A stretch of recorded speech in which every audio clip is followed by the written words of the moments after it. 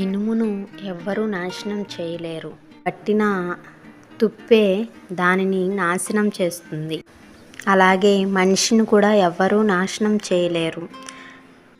అతని చెడు ఆలోచనలే నాశనం చేస్తాయి.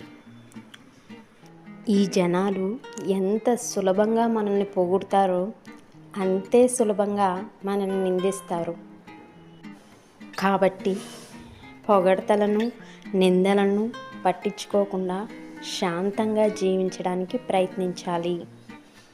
ప్రతి ఒక్కరిలో మంచి, చెడు రెండూ ఉంటాయి. మంచిని చూసిన వాళ్ళు ఆప్తులు అవుతారు, చెడును చూసిన వాళ్ళు శత్రువులు అవుతారు. రెండింటినీ సమానంగా చూసిన వాళ్ళే మన వాళ్ళు అవుతారు.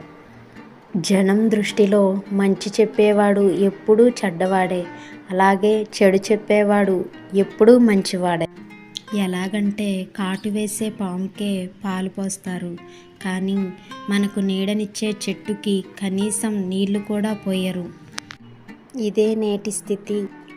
ఈ మోటివేషనల్ కోట్స్ మీకు కనుక నచ్చినట్లయితే ప్లీజ్ లైక్ చేయండి, షేర్ చేయండి, అలాగే సబ్స్క్రైబ్ చేసుకోండి. Thanks for watching.